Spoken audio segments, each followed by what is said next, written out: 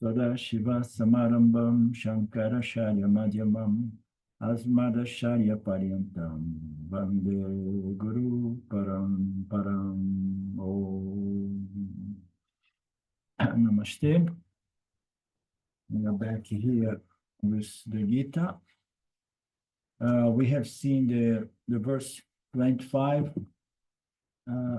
which says,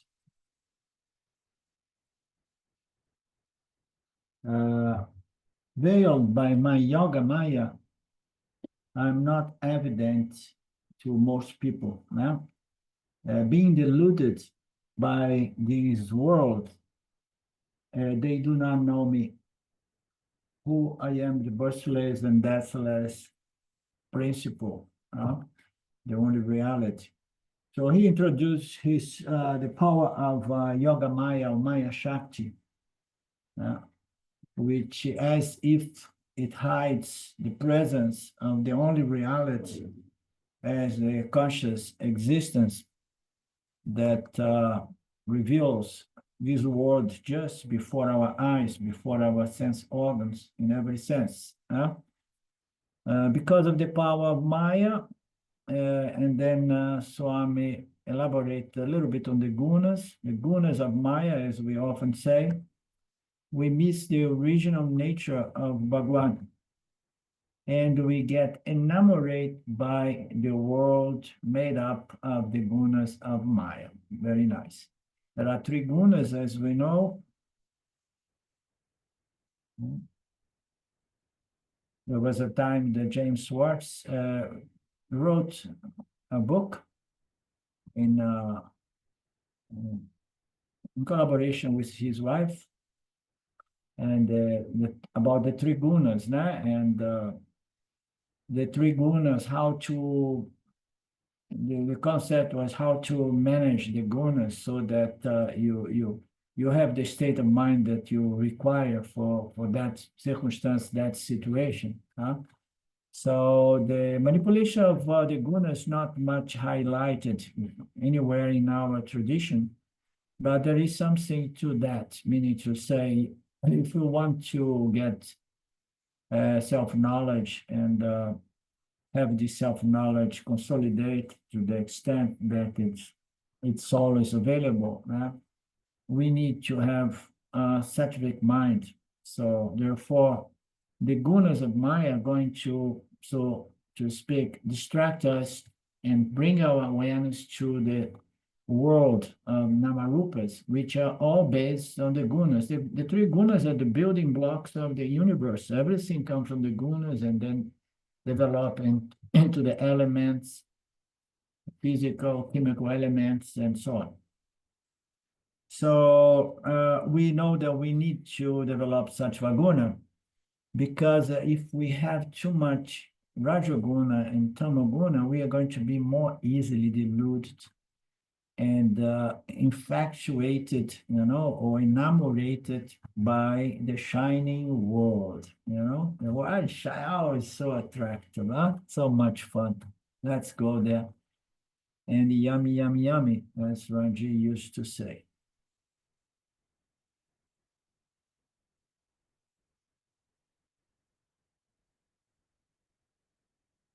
So we get enamored by matter and energies, and I miss the consciousness. I miss the spirit, the only reality. Therefore, the whole world is deluded by the attraction imposed in their sense by my Maya Shakti. So that's the point. They miss myself as conscious existence, their very essential fundamental nature, the only reality. They do not recognize this fact that their own source of existence and consciousness, their intrinsic nature, are the only source of security, peace, and completion. Is one's very source. We have seen how easily we look for it in the world of the objects projected by Maya, the subtle world and the physical world. There are people called water diviners. So now Swami brings the analogy that in India, in south of India, there is a lot of shortage of water during the dry season. And then you need to dig on those days, dig a well. And you need to have somebody who somehow has a sensitivity to understand where there is water and where there is no water. So we have the scripture. The Krishna scripture tells us where is the only source of security, peace, and fullness. Otherwise we go like digging holes all over the world trying to find the source, and we don't find, because we are digging out there. So we need to understand that we are that source. We just need to tap into it. It's available to us. So we have the guru water diviners. They are here to inform you and unfold the teachings that reveal to you that you have this limitless source of pure water, meaning to say Satchitananda, nature, all security, all peace, all happiness and satisfaction is available within yourself, so to speak. You need to dig in again. It's a misleading concept. Go deep, dig inside. No, you have to understand your intrinsic nature, your true nature, or your essence of the aham is pure limitless consciousness. And you have to do a sort of intellectual digging into the teachings in the light of the teachings of the Upanishads, also by doing Shravana, Manana, and Nididhyasana with the help of an Acharya.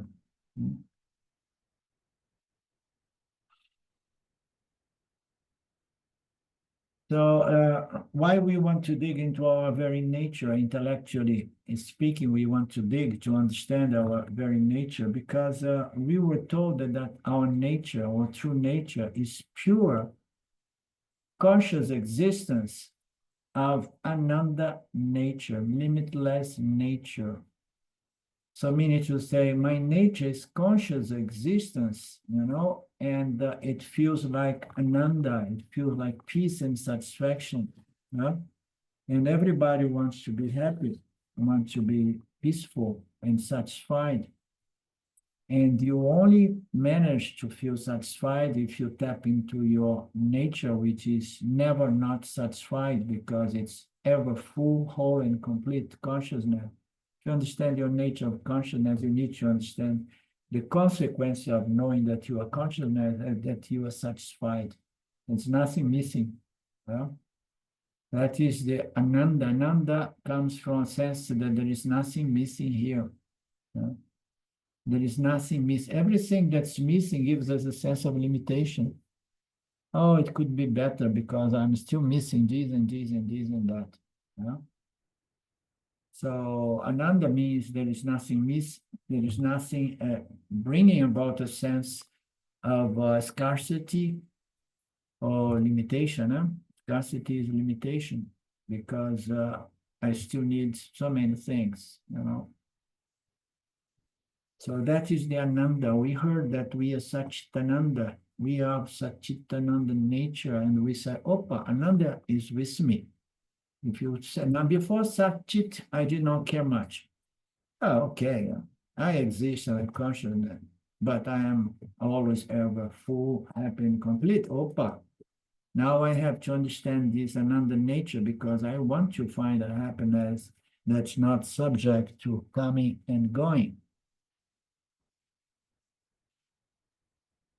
So before that, people keep digging so much all over the place in the world of business and wealth, money, and assets in the world of the subtle world of exotericism and mysticism and mental states and samadhis and locusts. So people are digging everywhere for this source of ananda, And only once the individual is tired of digging out, the person develops the maturity and the finesse to encounter the scripture, the Vedic scripture, the Vedantic scripture, and the Guru.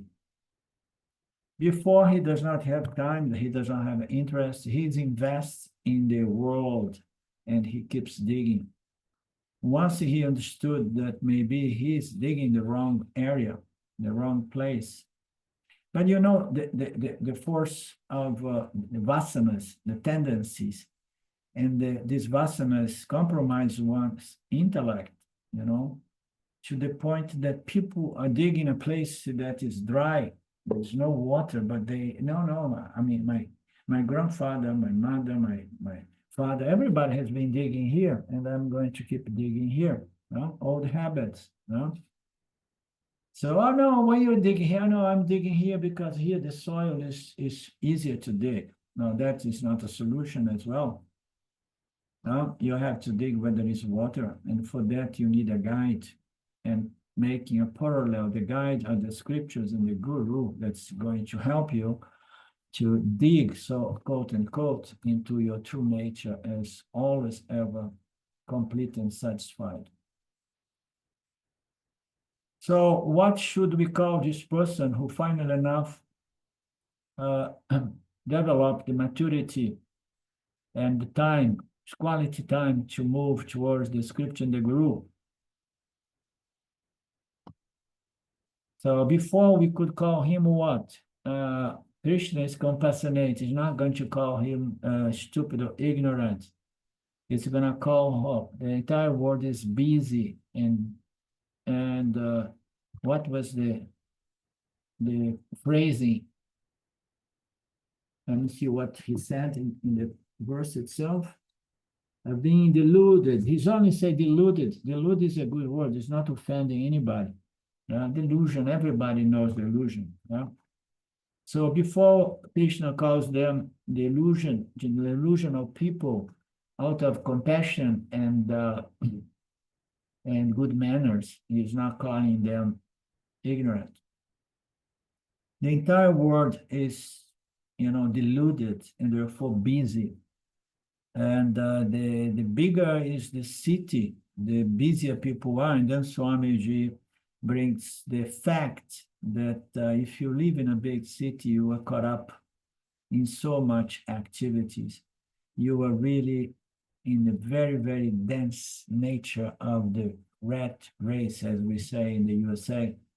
Everybody's running from early morning until the evening. And then sometimes in the night, they go to the gym, trying to recover some of the health they lost running in the rat race, no time. So busy, running. Money, God, money is God. Therefore, he says, people of this world, they will never be able to recognize me. They are busy running out of happiness in a world that does not possess it. This meteor order does not contain the happiness that we are searching for. So they miss me, the eternal, birthless, deathless principle. They do not have time, but they even, there are two things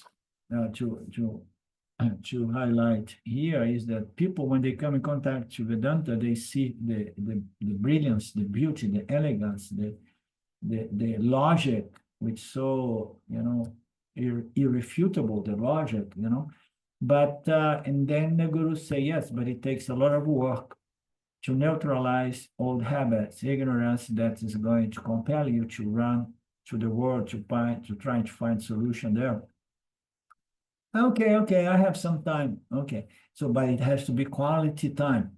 Okay, I'm going to listen to this. Okay, but it's not only listening, you have to do manana. Okay, I can do twice a week some manana, but it's not only manana, you have to do nididhyasana. But when, how often? All the time you have to do nididhyasana. Remember your nature and try to live in harmony with your nature. Honoring your very nature as Satchitananda Brahman. So that's how you're going to make this knowledge firm and always available.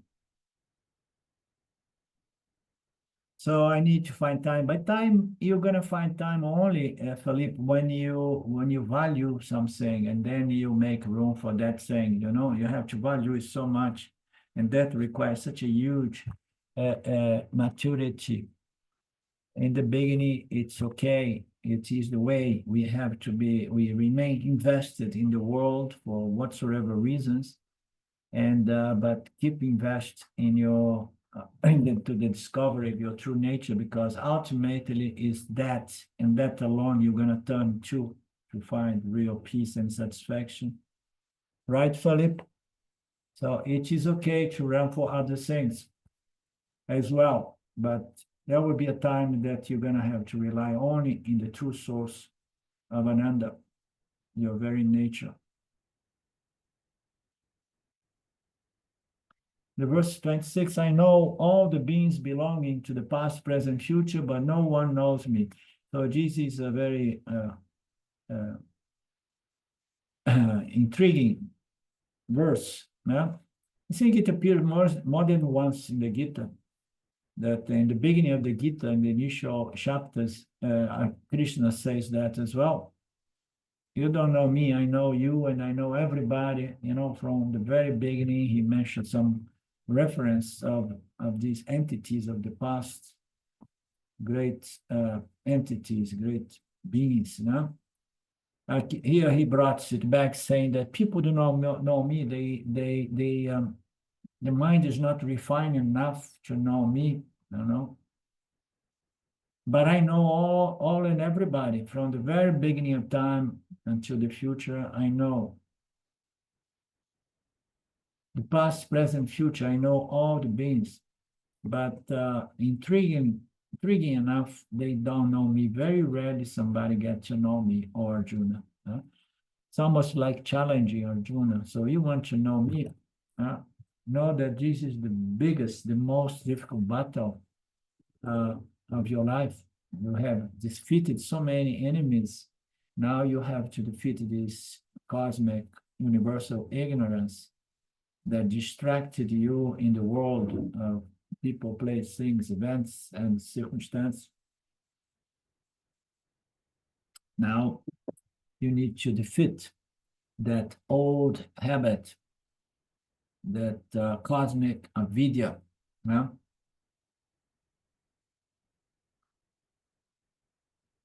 So now he's saying that not only entire humanity is deluded by Maya.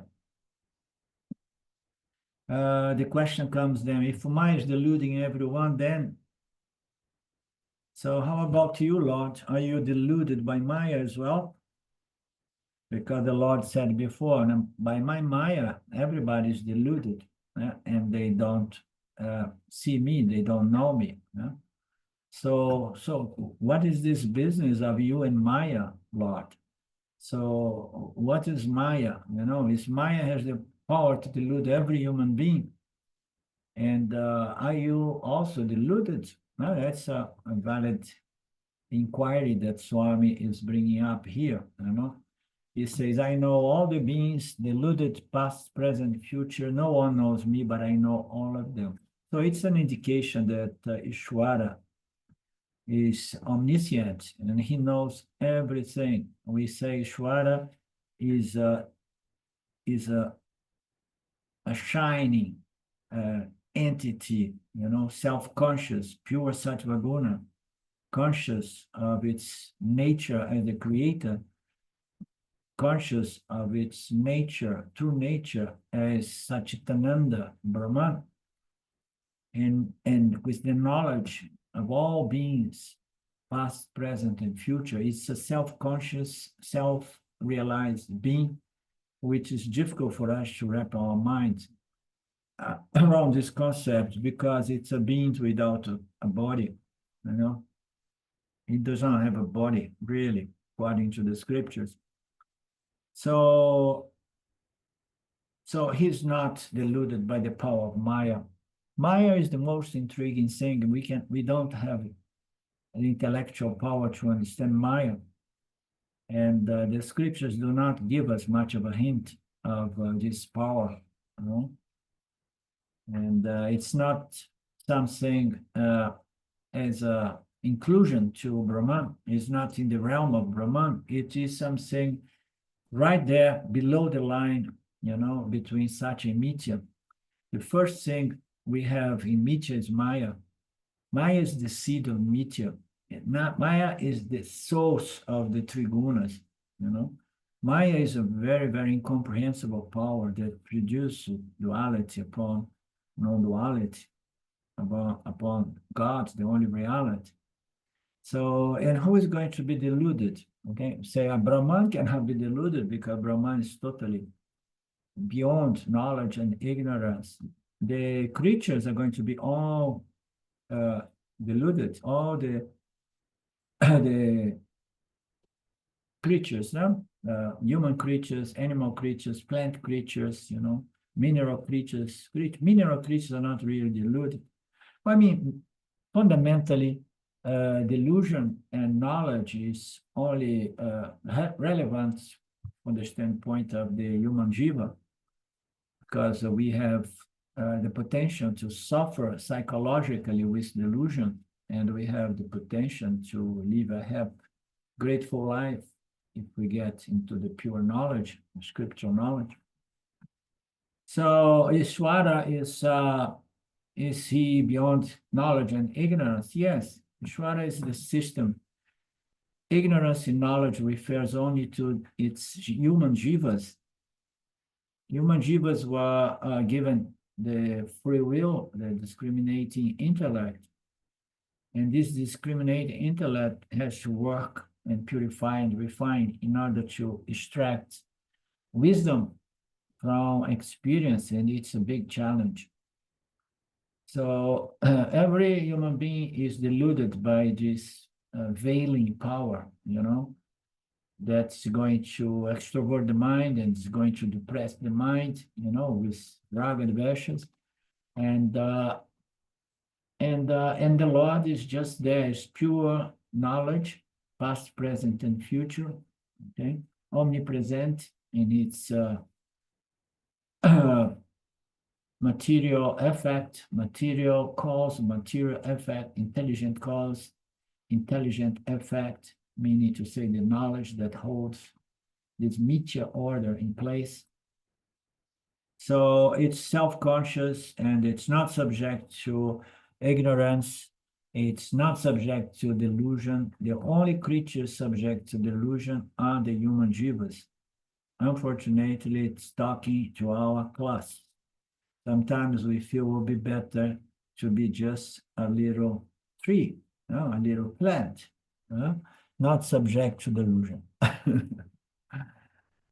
Naturally, the question is, Maya is deluding everybody. So could Maya delude Īśvara as well?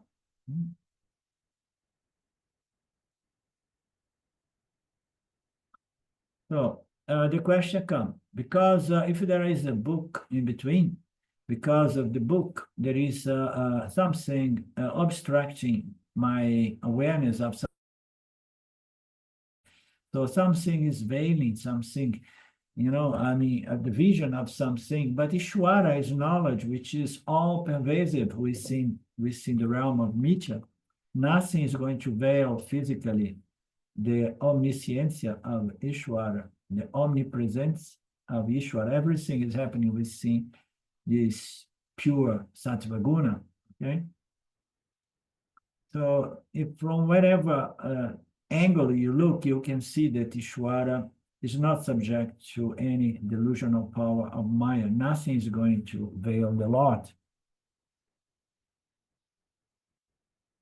I'm the master of Maya as Īśvara. You are the slave of Maya.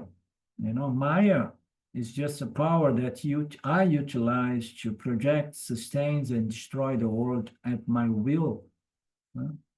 You, unfortunately, you are trapped in this world due to excess of Rajoguna and Tamaguna. I apologize, guys, but somehow to project and sustain that, I have to mix some Rajoguna and Tamaguna into the mix, otherwise it does not hold. So that is the difference between me and you. I am the master of the gunas, I'm the master of Maya, and you are bound by it. you are deluded by it. So Swami Shimayananda gives a beautiful example. It seems the father was taking the child on the road, and then the person was coming in the opposite direction, and the policeman was holding him and asked, "What is that, father?" And then the father told her, "This is a thief, a robber. And that's why there are policemen around him." I think, why are the people surrounded by policemen? Oh, because he's a robber. They are taking him to the prison. Okay. And then in another occasion, the child sees another person with, instead of one policeman, several, and the person was not walking freely. It was chained to something, And then see, what is this one? There are more police, and now it's somehow chained to something else, to the other people. And say, oh, this is a bigger robber, a bigger thief. Okay, that's why they have more police people around him, several policemen. And then in another occasion, he sees someone with hundreds of police behind on the sides. What is this? Oh, look that the biggest possible thief, robber there. And then the father say, no, that is the president of India, the prime minister of India. So we don't want to go into politics to suggest that most politicians, they are not trustworthy. But the point here is that the president or the prime minister is a master of the police force. And the robbers, the people, they are subject to the police force, okay? So one thing is to be a master of Maya, and the other thing is to be bound by Maya. The president, the prime minister controls the police force, okay? And but the robbers, the people violating the Dharma, they are bound by the police force. Arlindo? Yep. This reminds me of something that Ramji said at one point about how we are all thieves because we take ourselves to be doers and owners and everything. So until we know ourselves, we're all those thieves that have Maya controlling us. Definitely, yeah. I was hammering on this point on the Kena Upanishad that we did in Brazil. We appropriation. We appropriate. We take possession of things indevidamente.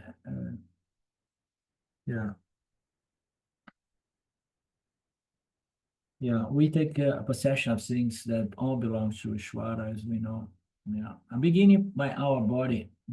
We say, this is my body.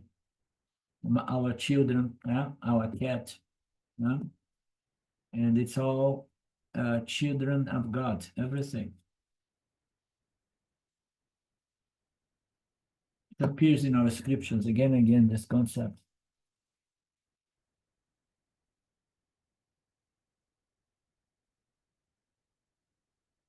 God is the control of Maya, and I am controlled by Maya. That's the difference. That's why I'm called the Jiva. I don't know if Swami is going to illustrate why he's saying that. That's why I'm called the Jiva. So what? Is going to go into the meaning of the word Jiva or what? Therefore, Krishna says, I know I do not have the problem of being bound by ignorance. I know both parā prakṛti, my true fundamental free nature, and I know as well my aparā prakṛti as the creator, and that covers everything to be known, my superior nature and my inferior nature. What is the difference between Īśvara and the Jiva? The Jiva has the potential to understand its nature as parā prakṛti, but Jiva has by no means, no power to know really this mithya world. We have so little world about this apparent reality. Īśvara has all knowledge, past, present, and future, you know. So the only knowledge that we have, we can say like, no, I have the same knowledge as Īśvara, meaning to say, I have the Aham Brahmasmi knowledge. Īśvara has Aham Brahmasmi knowledge. This Aham Brahmasmi knowledge is available to the Jiva. But I am omniscient, I'm all-knowing, never. You know, the Jivas know almost nothing. No? So Īśvara says here, I know my superior nature as parā prakṛti and my aparā prakṛti nature, and that covers all fields of knowledge, you know, all fields of knowledge. And we have to remember that self-knowledge is a very small field of knowledge. Because you cannot really know the self, because the self has no attributes. Just imagine the universe, the cosmos, all these configurations of phenomenal objects. Just imagine it's an infinite source of things to be known, you know, scientific knowledge. I mean, it's infinite, the field of knowledge in the micro and in the macro. You know, it's infinite, all fields of knowledge, and we are never going to be even close to have 0.111% of the total knowledge. No? But the Jiva has a potential for the Aham Brahmasmi knowledge. And that is the fundamental difference. I am called the Jiva because I will never be omniscient, omnipresent, such as Īśvara, but I have the potential to know that the Atma of I, the Jiva, is identical to the Atma of Īśvara and the Atma of Paramatika. There is only Nirguna Atma, the only reality. Therefore, Krishna is saying, only you, my Jivas, have the problem of knowledge and ignorance. I know the entire field of what is knowable and not knowable for you guys. I have no limitations in terms of Maya, of knowledge. Maya does not obstruct my knowledge. There is no Rajaguna and Tamaguna deluding my mind.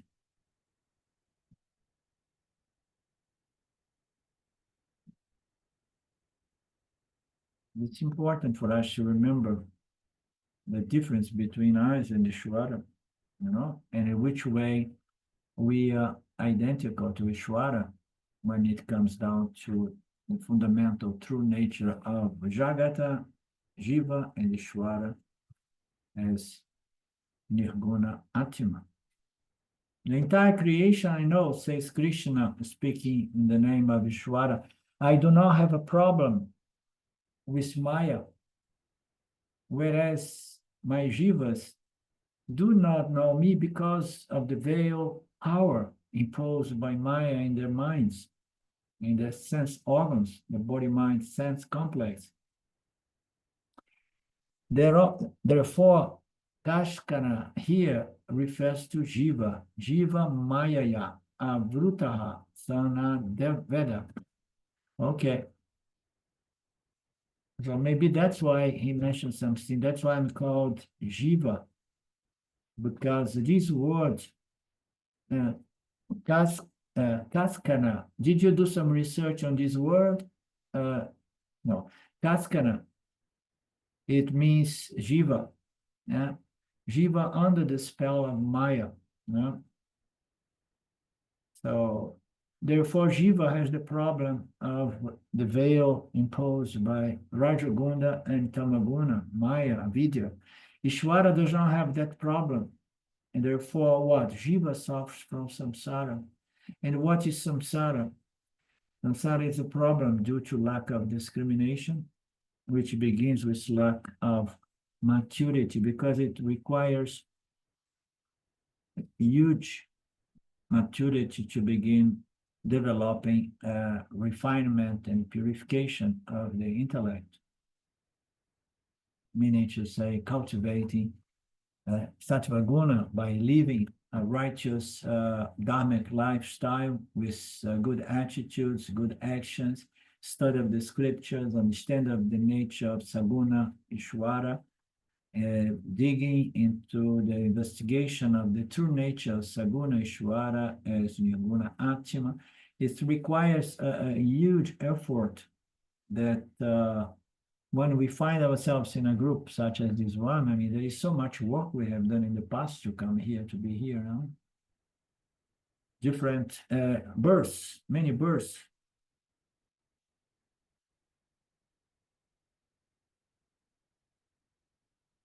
Verse 27, O Arjuna, due to the delusion of duality caused by desire and aversion, all beings get deluded at the time of birth itself, O Arjuna. So it's interesting. I will say, I don't remember if Swamiji, if he addressed this thing of the delusion comes at the very time of birth itself. You know? So, of course, when we are born, the baby has no mind developed. He's totally deluded. As deluded that they may eat cockroach to see if it tastes good. You know, and or eats poop, you know, and things like that. So at the time of birth, we definitely deluded because we were not born unless we were deluded to begin with. You know, we need to have a vasana load based on delusion in order to require another birth and another round of birth, life, and death. Everyone is deluded. And Swami now introduced something which is the mechanism, not Krishna Guru, the mechanism of delusion. What is the mechanism? What is the source? What builds about all this delusion, you know? A duality, okay, but duality is not our fault, okay?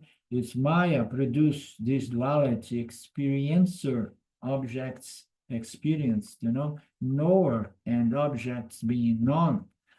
And so duality is okay, but to believe that duality is reality goes in automatic. Everybody does believe that in early age, once the intellect is already wrapped around the sense of I am the doer and the experiencer.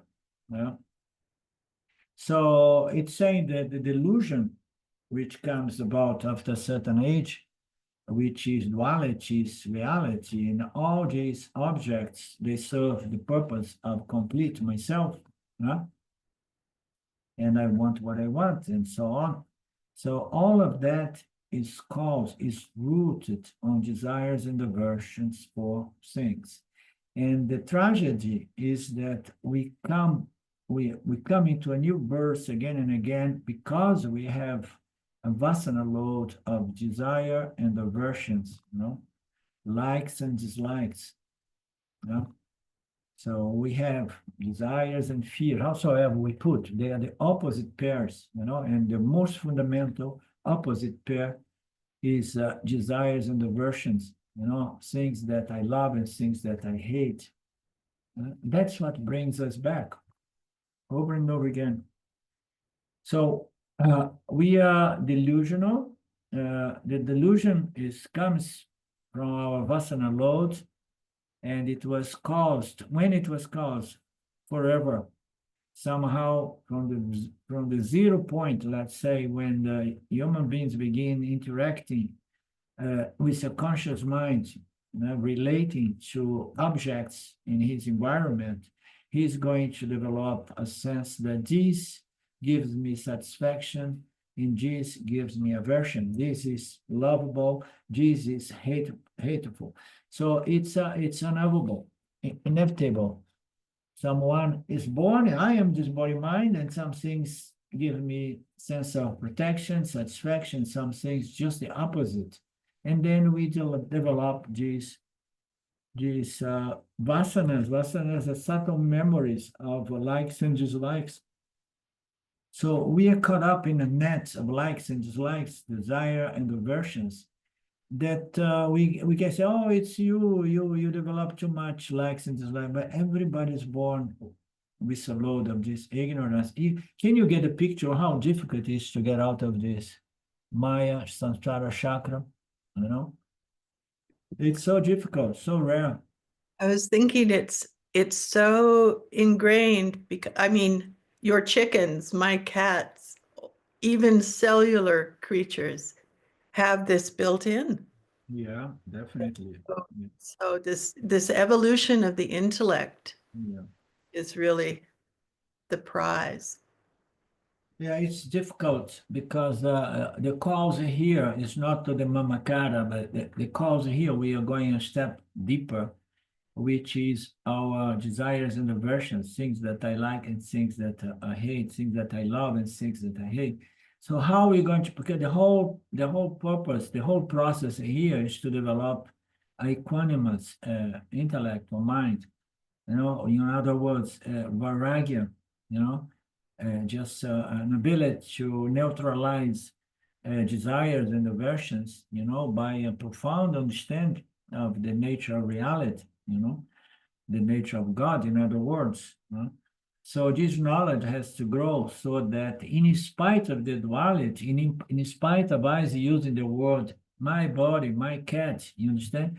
We know that nothing belongs to us.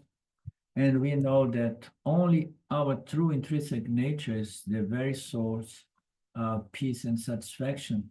So when you know that, what happens with everything that you love and everything that you hate? So you are not feeding, you are not nourishing those vasanas, those desires and aversions. So if we buy into something that we desire, say, oh yes, I want it so much, I want. So I'm feeding that vasana, you understand? We are feeding. Only a very, very well-established self-knowledge begins dissolving those deep, abiding desires and aversions, you understand? I want things and I want to avoid things. And if I manage to gain and manage to avoid, and then I will be happy, complete, and satisfied. So this is the ignorance, the cause of delusion, the cause of the ahamkara, mamakara. Yeah? So, and it comes at birth because we come that from our causal body. It's all the parts in the causal body. And therefore the jiva ends up missing another birth, to another opportunity to tap into its true nature as the only source of infinite peace, love, and satisfaction, infinite security. Security. So the individual misses it right from the time of birth itself. So therefore Krishna says the second line, the time of birth itself, every jiva is affected by ignorance. Okay, so let's see if the Swami is going to give any more hints here, because everybody's born, I tend to say everybody's born out of ignorance, lives within ignorance, and dies in ignorance. Okay, so at the time of birth, even before, you know, jiva is under the spell of avidya, ignorance. Since I do not know that the peace of happiness within myself, I seek the very same peace and happiness in the world of objects. So we are born that way, and we end our previous birth in that way, bound by ignorance, you know, governed by these delusional vasanas that says, I love what I love and I hate what I hate. If I manage to accomplish or gain what I love and avoid, and then I figured it out and I'm going to be peaceful, eternally peaceful and happy and satisfied. So this is the delusion, because we are not aware that this secured peace and happiness is my very nature as consciousness. I don't know. So I don't know that. Nobody knows that. The child at the age of 2, 3, or 4 does not know that, you know, even though the child is something very intriguing. at certain age, I mean, I find children the most beautiful thing. I mean, where I live, my neighbors have some children of 3 years. They love me so much, you cannot believe. When I go there, they hang on my neck, you know, and I buy some toys. It's so beautiful, and they somehow they are happy. Yeah? The human beings after a certain age lose that innocence, that peace, that beautiful naiveness, that it's so beautiful to see a child at that age before the ego has crystallized with the self-image. So it's although the child is born in ignorance from the birth itself, but there is a sense of happiness or peace or satisfaction, in that innocence.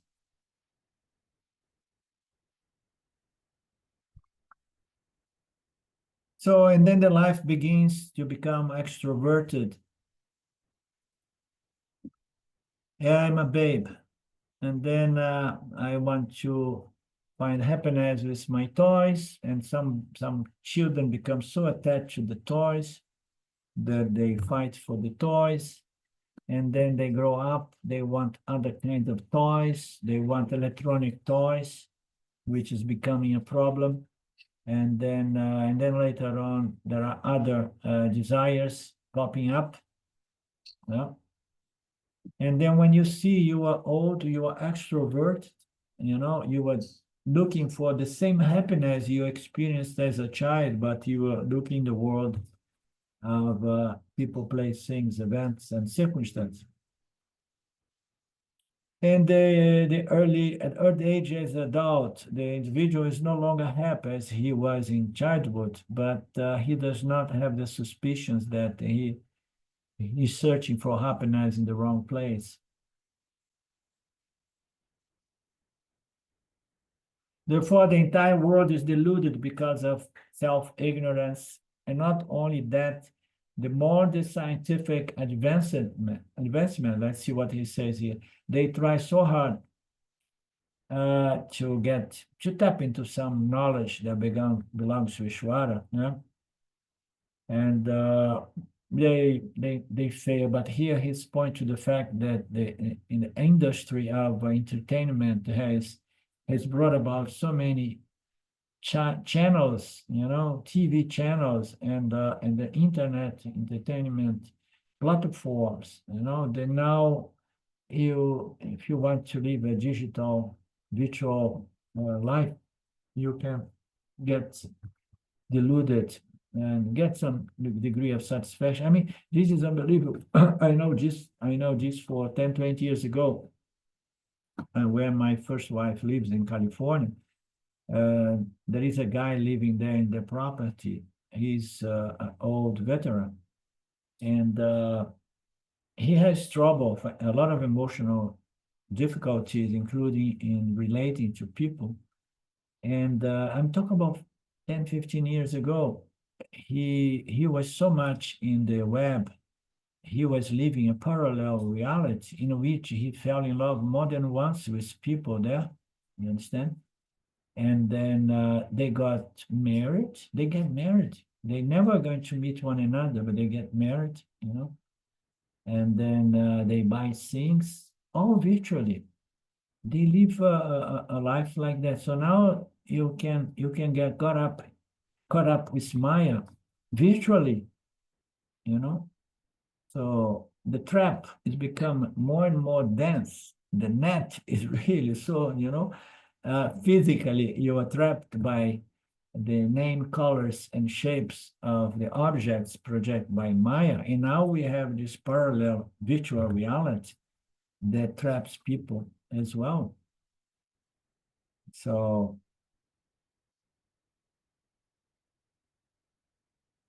therefore, the happy child becomes a young adult with no time for investigating the nature of God, the nature of the self, the only true source of happiness, peace, and security.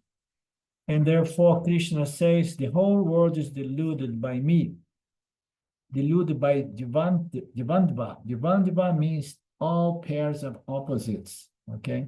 All pairs of opposites.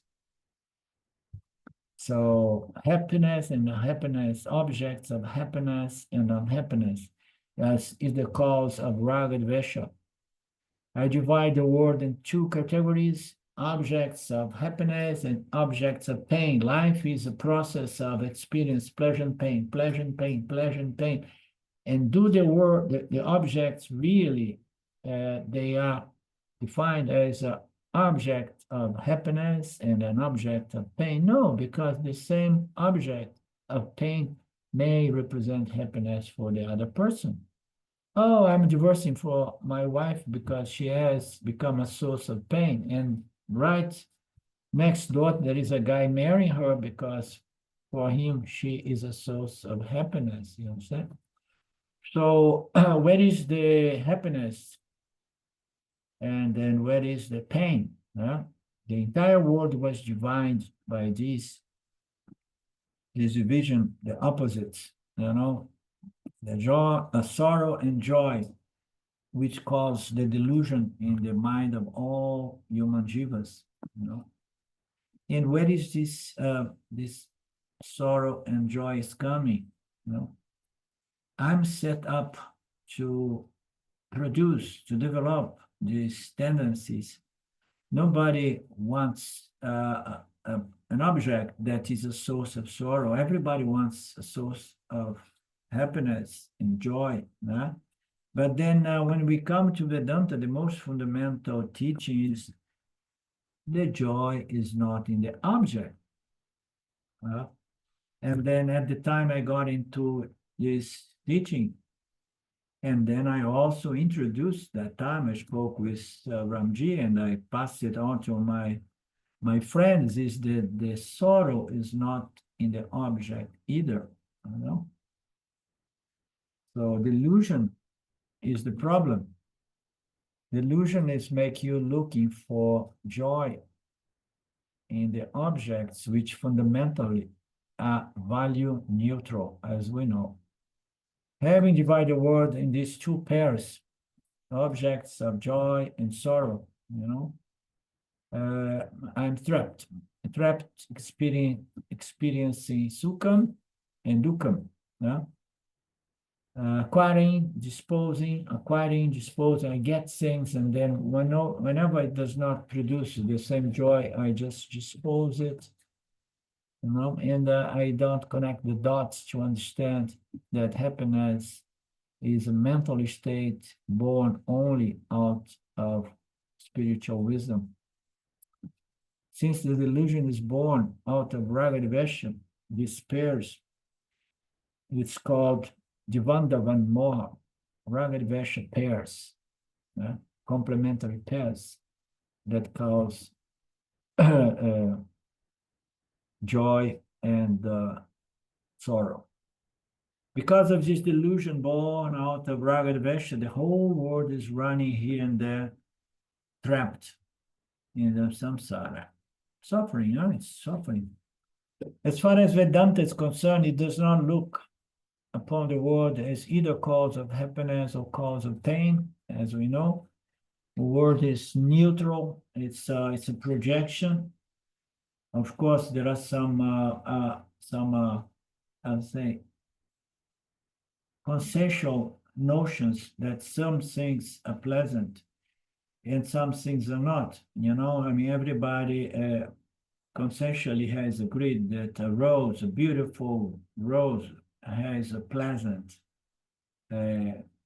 smell, and cat caca has a bad smell, for example, So there is a consensus, but it's okay.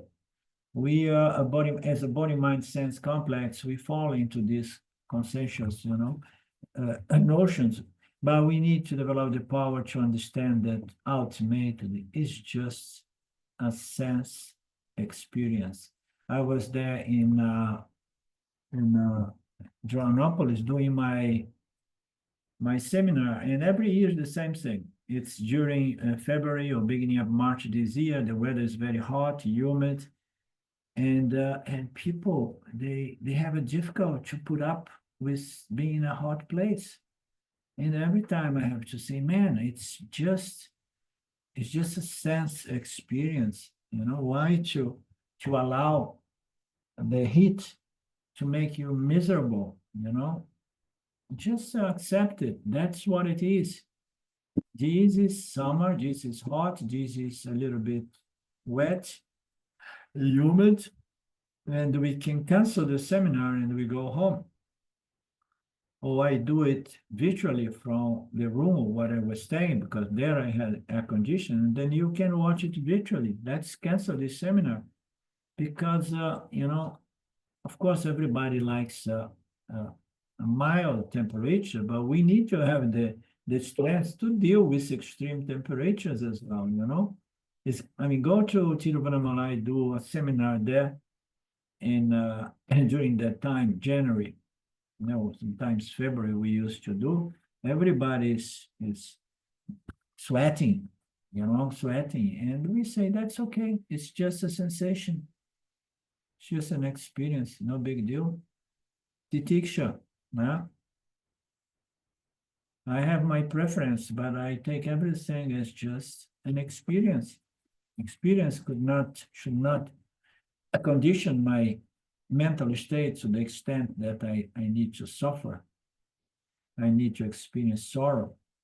Only self-knowledge is going to allow the individual this equanimity, this strength to deal with the opposite pairs, with balance, with elegance, with wisdom, saying that all is good.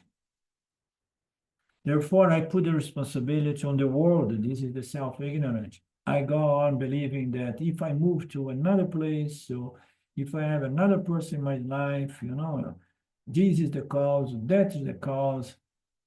I keep trying to adjust my environment, but I never want to change my attitude.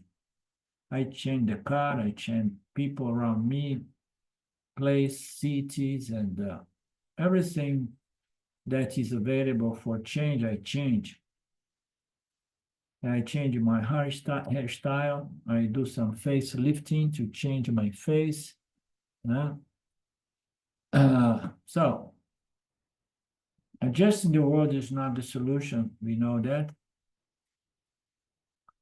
If I change my surrounding, my situation, my mind is still the same. The problem is the mind. Swami Shimaya, Swami Jayakananda used to say, the problem is you, your mind, your attitude. The solution is within you, within your reach. You just need to change your vasana load and develop health, positive attitudes. I am so busy, no time for solving the real problem, which is dealing with my mind. This is too much. This is the lot of humanity, most of everyone, but there are some blessed people. There are some very, very brave Vedantins, different from the majority. And we are these people, we are the Gita students, say Swami Paramarthananda.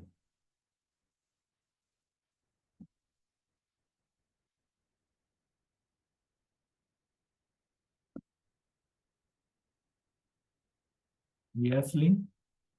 You're going to say something? Not really, but I've been thinking throughout our meeting about our dear friend Philippe, and such so young with family and responsibilities and everything, and still finds time for this study. How rare. Okay, you mean to say Philip? Sweet, yes, Philippe, how rare. Yeah, that's something to wonder. Yeah. Yeah. It's good punya, definitely good punya. Yeah. Very. Spiritual punya. Yeah. Okay, so we meet tomorrow again, same time, same meet. Okay. With the Gita. Om Purnamada Purnamidam Purnamudachyate Purnasya Purnamadaya Purnamevavashishate Om Shanti Shanti Shanti. Om. Okie dokie. Thank you. Thank you. See you tomorrow. Thank you. We meet tomorrow again. Bye-bye. Okay.